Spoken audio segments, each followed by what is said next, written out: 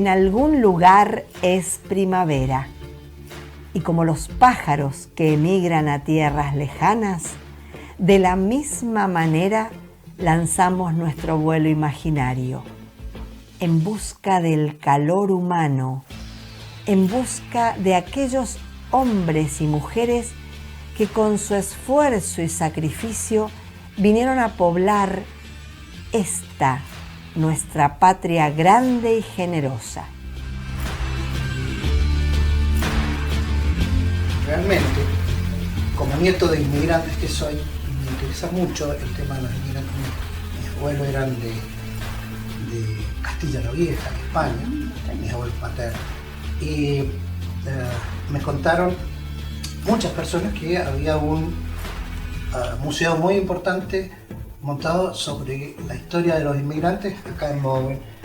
Y como que Dios puso en mi camino, ante esta inquietud mía, puso tu presencia justo cuando yo estaba visitando este museo. Y bueno, ahí me enteré de toda tu historia, de los libros que has escrito, esta historia de inmigrantes. Por eso es que te pedí venir a visitarte y que me comentes, que me cuentes todo lo que ha sido importante de los inmigrantes para Bowen, para General Alvear.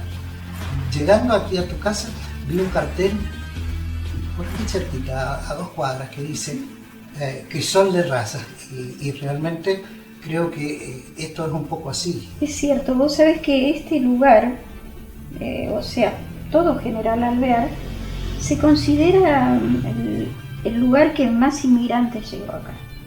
Lo que pasa es que ahora han quedado muy pocos ya, ¿viste? La gente, por supuesto, va muriendo.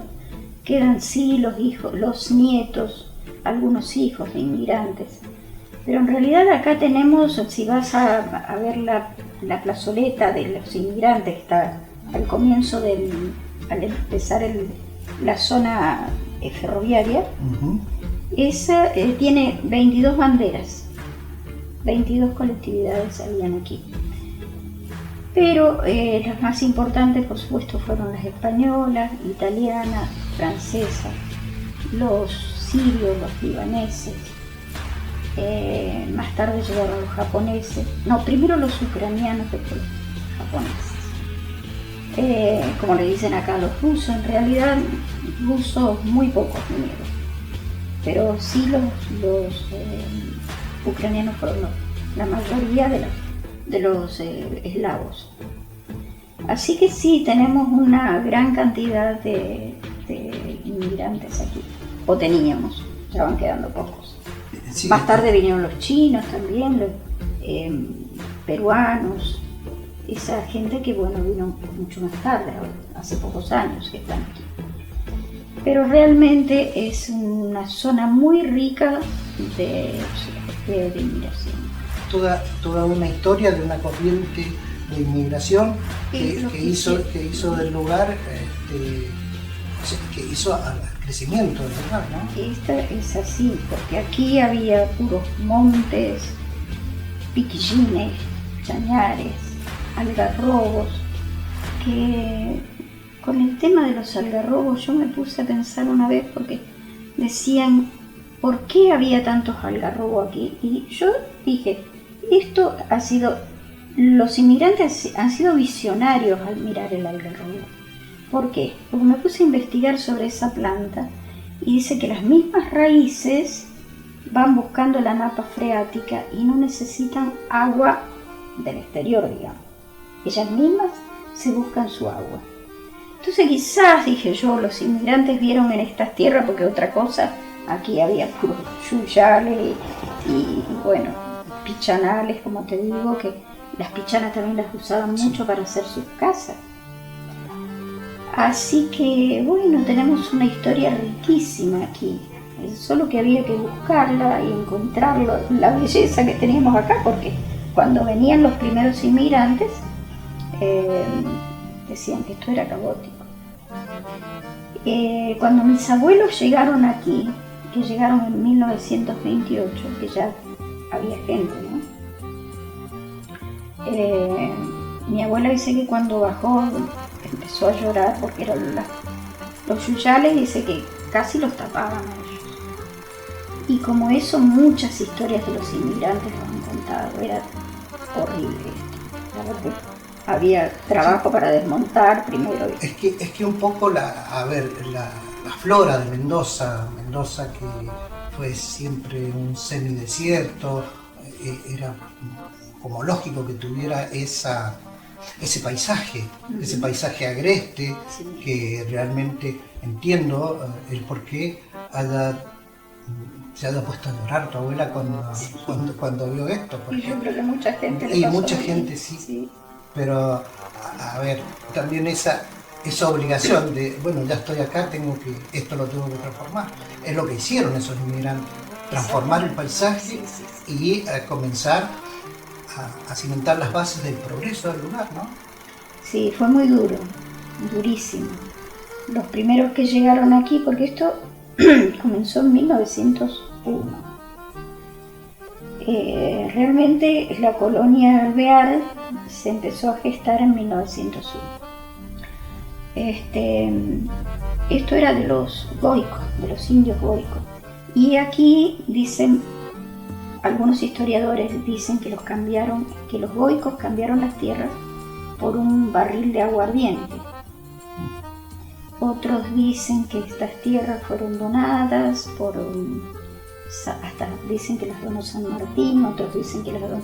Bueno, hay un montón de historias, pero realmente se encontró un documento que en 1827 estas tierras fueron vendidas por los goicos a un tal Báez.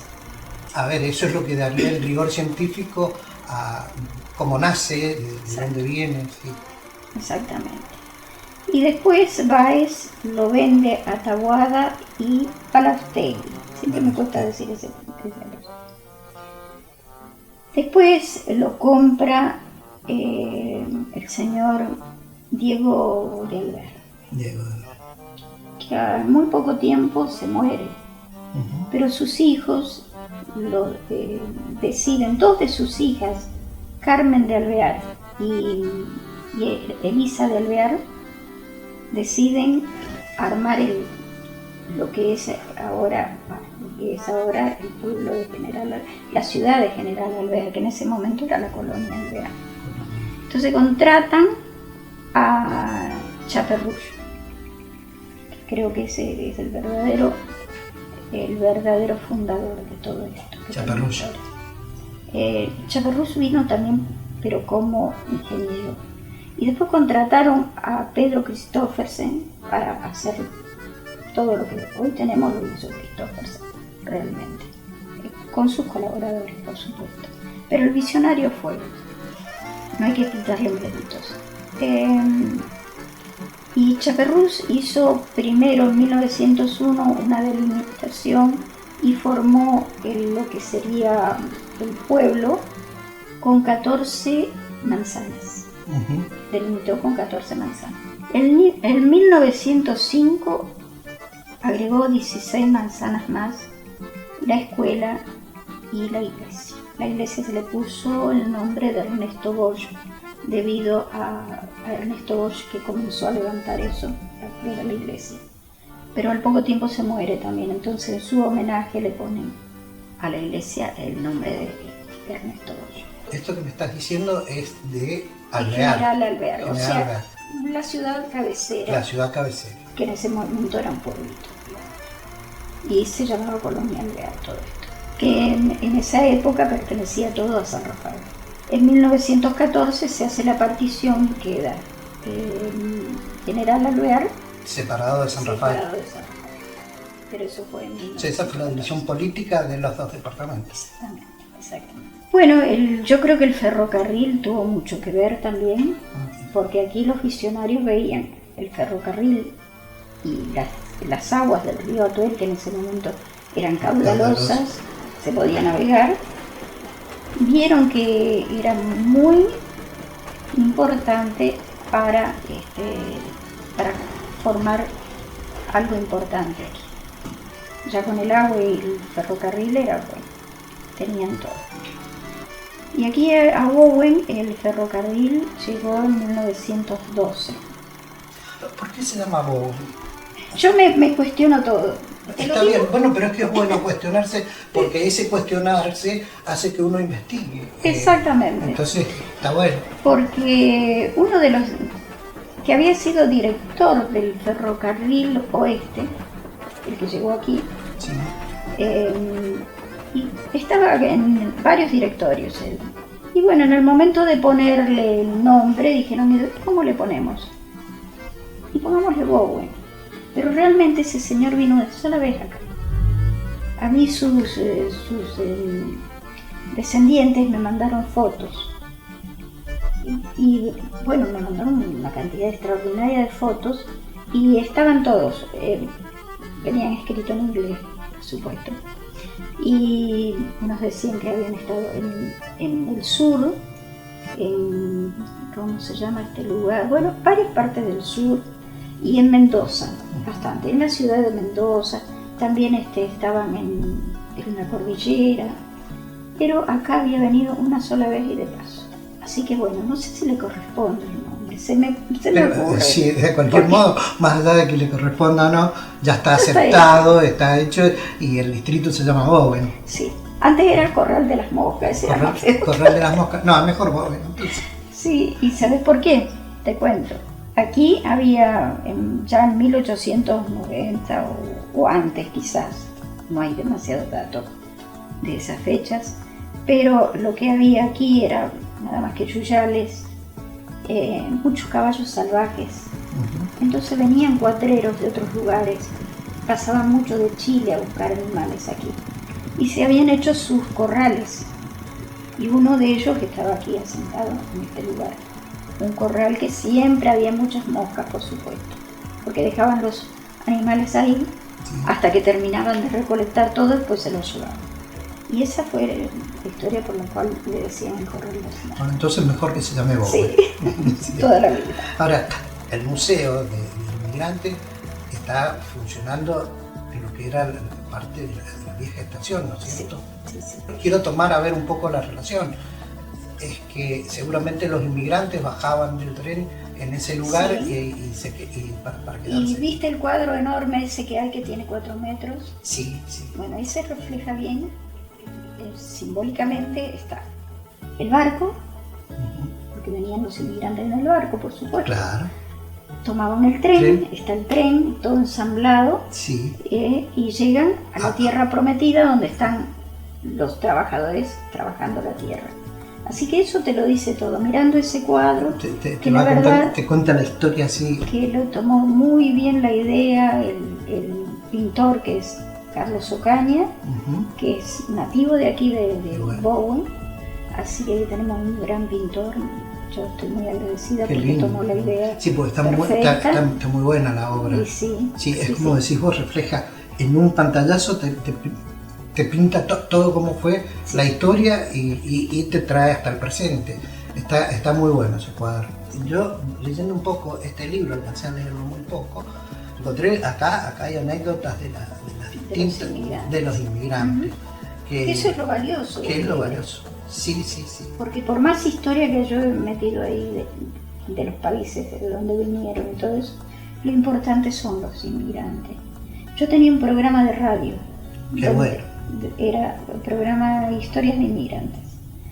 Y me traía los inmigrantes que quedaban en ese tiempo. Y si no quedaban los inmigrantes, venían los hijos o los nietos a dar su testimonio.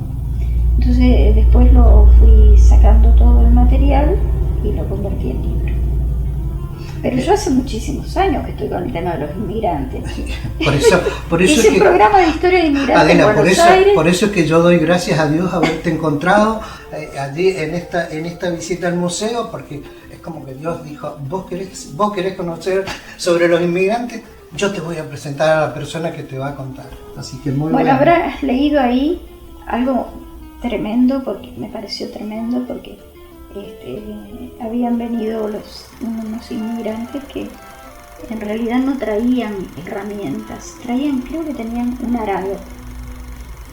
Yo tengo una cosa muy extraña, que cuando escribo un libro no lo leo nunca más. por ahí me olvidé. Me olvidé, pero sí, creo que trajeron un arado. Y eran 4 hermanos, el resto, uno manejaba el arado, pero se ataban ellos como si fueran los caballos. O sea, haciendo a modo de caballo.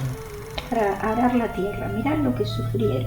Lo que sufrieron y el sacrificio que hicieron para que hoy podamos disfrutar de esta bonita ciudad, de ese hermoso museo, ¿no? O sea, si uno se remonta a esa historia y analiza el sacrificio que hicieron, realmente los hace grandes y por todo lo que lograron a través de ese tremendo esfuerzo, ¿no? Mucho esfuerzo. Otra vez me contaban que había parvas de pasto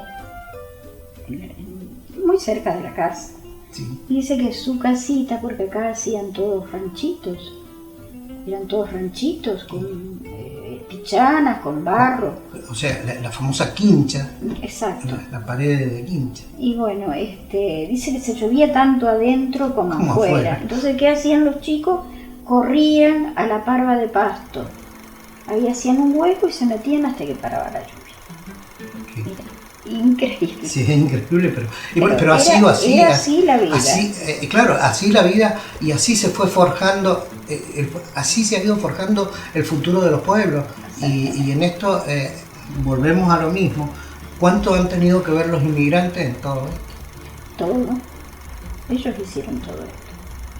Porque, claro, después fue fácil, pero al principio tiene que haber sido terrorífico para sacar todo lo... Desmontar fue lo más grave. Sí. Aparte no traían herramientas. Desmontar y luego anivelar los terrenos para poder sembrar. No, sí, realmente ha sido un trabajo... Porque aquí decían, bueno, la Argentina fue muy generosa en traernos, pero yo creo que la generosidad fue de ellos. También, si bien ellos también venían por necesidades, porque muchos venían escapando de la guerra, claro. Otros escapaban del hambre, bueno, infinidad de cosas, pero pusieron lo mejor de ellos aquí. ¿Y sabes lo que mejor dejaron los inmigrantes aquí? Aquí no te das una idea. Y no sé, pero a ver, seguramente es algo muy especial, pero los inmigrantes realmente nos han dejado una enseñanza y a transformar lo imposible en posible. La cultura del trabajo. Pero lo más importante que nos dejaron sus hijos argentinos. Exacto. Y nos dejaron sus hijos argentinos con la impronta de saber que con sacrificio, con esfuerzo, se puede lograr cosas. Y venía de toda clase de gente, porque hay algunas anécdotas un poco risueñas, ¿no? En Alvear, lo que era Colonia Alvear antes, y con eso que decían tanto, vamos a la tierra prometida, se vinieron hasta nobles. Y sabés lo que eran los nobles que tenían títulos, pero llegaron a habitar todo lo que era lo que eran los ranchitos como los demás. Claro. ¿Sí? Adela, ¿de qué países y en qué épocas fueron llegando los inmigrantes? Bueno, vinieron, como ya te dije antes, vinieron muchos españoles, franceses, italianos. Primero, en el primer flujo inmigratorio, aquí no llegaron. Ya diríamos que era en el tercer flujo inmigratorio, que era más bien contemporáneo ya. Muchos vinieron en 1901, 1914. Esa gente que empezaron a venir acá, directamente aquí. En otras partes de la Argentina no vinieron muchos. En el primer flujo inmigratorio, que fue en desde 1881 a 1888 más o menos. Después el otro flujo de inmigración fue a partir de 1888 a, si no me falla la memoria, hasta el fin de la Primera Guerra Mundial. 1900. Sí, fue en el 14, la segunda, sí, más o menos 18. Y después, a partir de ahí, ya se originó el tercer flujo migratorio, que en ese vinieron los que se asentaron aquí. ¿Hubo alguna cuestión en especial? Porque si analizamos, General Alvear es quien recibe más corrientes inmigratorias. Sí. Había algo en especial que en esa época que los trajera hasta acá, porque de última, si uno se remonta a esas épocas y ve el paisaje y trata de ver el paisaje que había, no era como muy atractivo. Entonces algo tiene que haber habido. Yo creo que mucho tuvo que ver Christophersen. Ajá.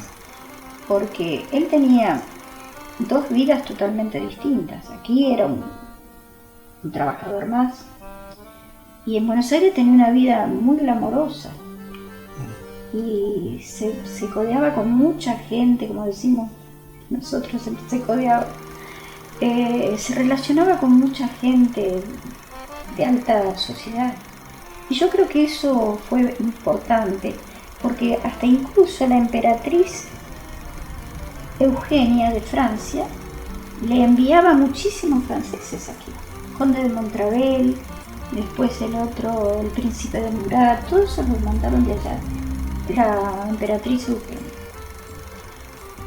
No sé por qué, no me lo preguntes porque no lo sé, pero en realidad no, evidentemente estaba muy bien relacionado. Sí, y bueno, atraía a la gente, él sí. mismo era. Pero evidentemente venía de un sitio donde la cultura del trabajo, el sacrificio y todo esto tenía mucho que ver con la vida de los pueblos. Exacto. Y él como que trasladó un poco todo eso acá, y además con estas relaciones que vos me contás que tenía, él fue atrayendo gente. Exactamente, sí. Él fue un poco el cultor, el hacedor de que vengan las corrientes de inmigrantes hasta Alvear. Porque si uno, vuelvo a insistir, si nos trasladamos en el tiempo y tratamos de ver cómo era el paisaje de ese momento, no era para nada atractivo. Entonces ha sido, claro. De última, él fue un poco el motor de que esto pasara. Es que no había nada hecho, estaba todo por hacerse. Entonces, como vos decís, ¿cuál sería el atractivo? Pero yo creo que pusieron la vista en eso, el ferrocarril que traía el progreso y el agua de la tierra. El agua de la tierra. Según me contaron, fue muy importante el desarrollo que tuvo esta estación en cuanto a servir de nexo para el envío de las cosechas de esta zona.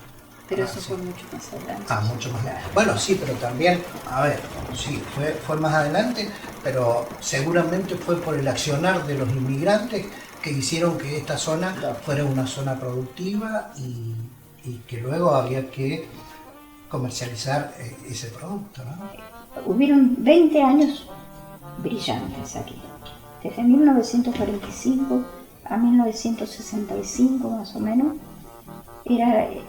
Había cosechas abundantes, había pasado, pero lo mejor estuvo en esos años. A Bowen le decían la puerta de oro del sur mendocino, porque había mucha producción. Se cargaban 40 vagones 3 veces por semana de frutas y verduras. ¿Que salían de acá? Que salían de acá al mercado de Buenos Aires.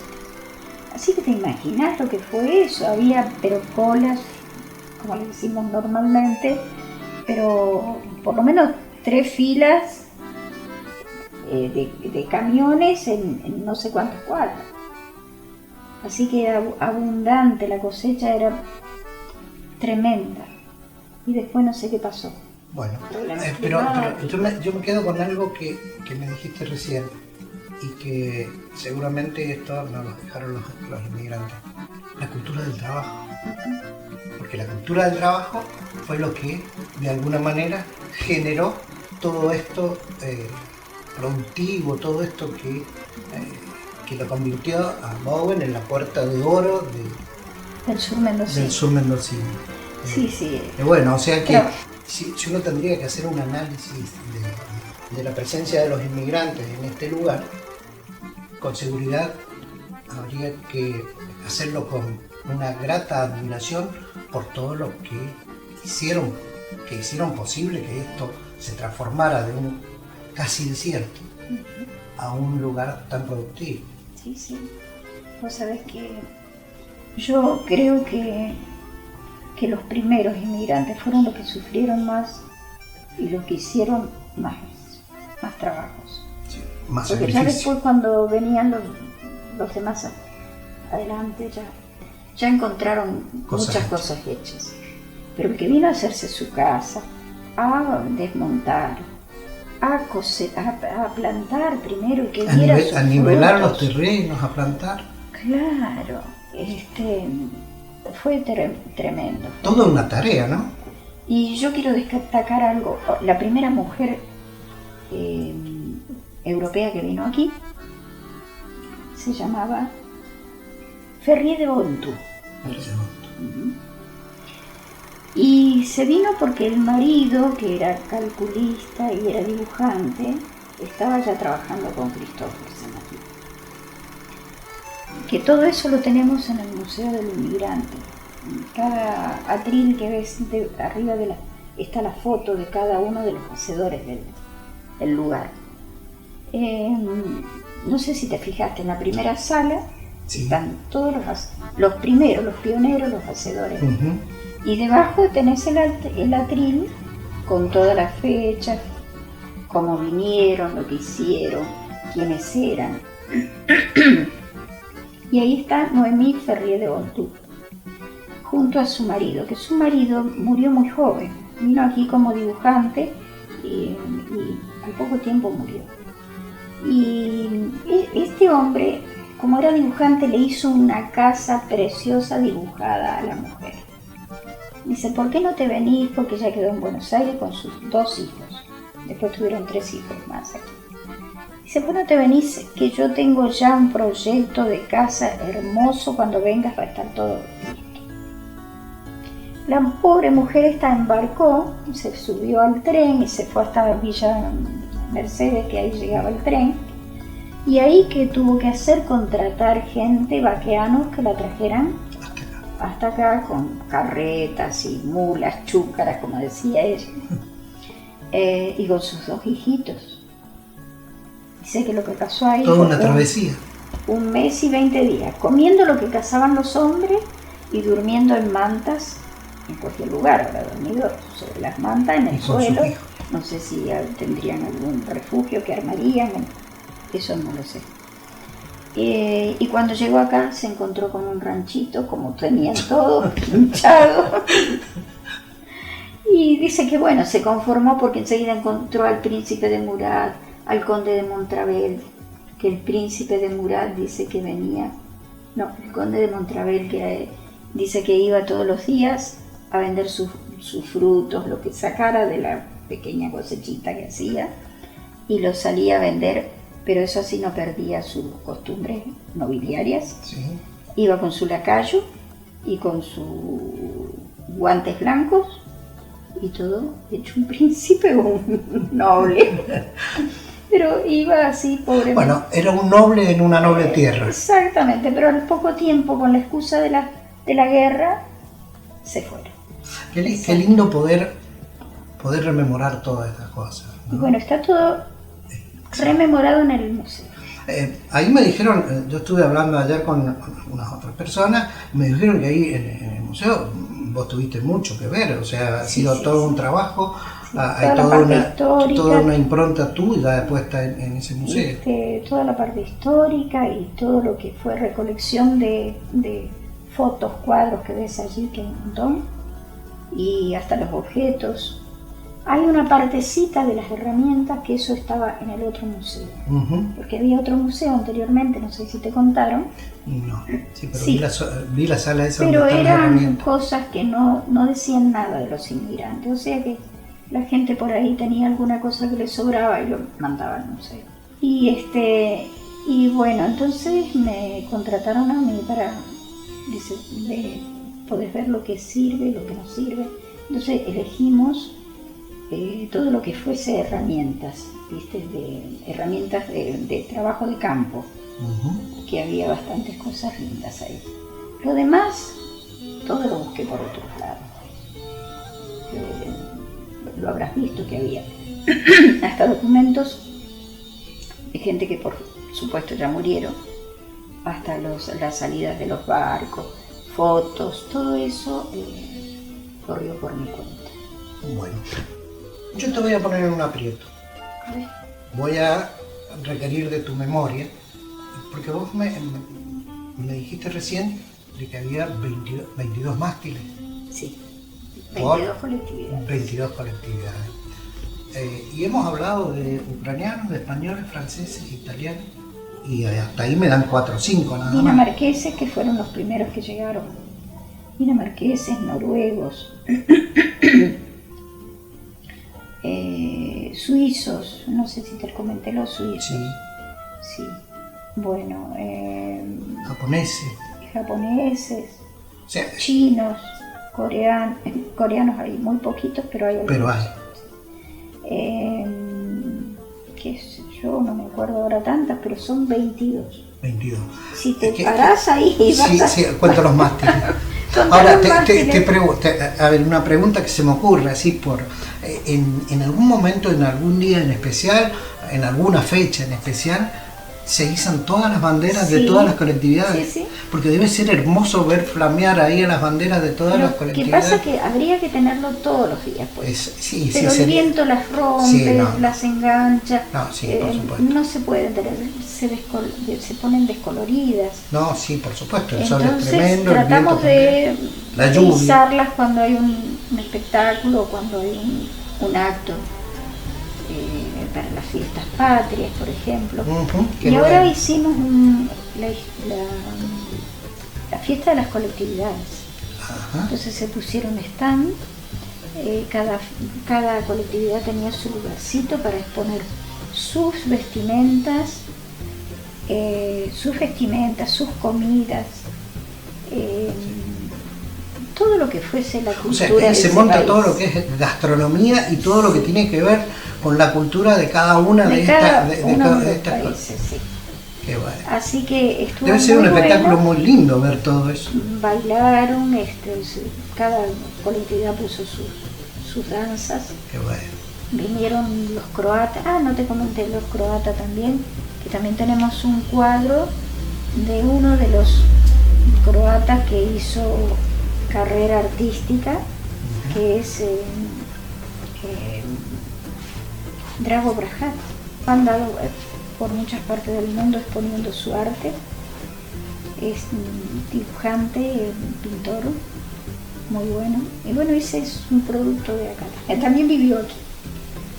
O sea, es extranjero, pero vivió también aquí. Tenemos a Bukot, que es otra personalidad. Sí. Que tenemos un rinconcito para él. No sé si viste, sobre una estufa que data de 1900, no sé cuánto. Sí, claro. Por lo menos 1901. Según tengo entendido, fue muy importante la presencia de Bukov en cuanto a la cultura para acá, para y General Alvear. Él fundó el primer conservatorio de música en General Alvear. Ese conservatorio estuvo antes que hubiera conservatorios en San Rafael, en la zona sur, o sea que realmente también ese aporte a la cultura de ese inmigrante, no solamente la cultura del trabajo, de la cultura de la tierra, de la agricultura, ¿no es cierto?, sino también la otra parte de la cultura que tiene que ver con la música y con... Yo creo que fue una de las personalidades más importantes que tuvimos aquí. Y vos viste dónde vivía. Sí, he visto. Vivía también en un ranchito, Exacto. en la chacra. Sí. He visitado el lugar porque... Se venía caminando a veces a Alvear a dar clases cuando no tenía otra cosa. Vos, aparte de esto, me han dicho que tenés como 5 libros escritos, ¿no? Sí, tengo 5 libros, pero tengo en antología 10 más. Bueno. O sea que... Y después tengo, qué sé yo, escribo en todos lados, porque artículos periodísticos, tengo un montón escritos. Escribo muchas cosas para el diario Los Andes. Bueno, uno escribe por todos lados, vos sabés bien cómo es esto. Yo te agradezco de todo corazón Al contrario. este tiempo que me has regalado. Realmente, Al contrario, realmente me encanta que hayas venido. me impactó todo lo que me has podido contar. Bueno, y esta, donde estamos aquí ahora es mi casita y siempre está abierto para todo el mundo, pero principalmente para los escritores, los que hacen, sí, que hacen arte. Yo soy un curioso. Pero transmitís el arte también. Sí. Y realmente ha sido muy grato este tiempo que hemos pasado hablando de esto, que realmente a mí me atrapa, me interesa, me gusta y como que me transporta a esos tiempos, a esos lugares. Claro. Gracias por todo. No, gracias a vos.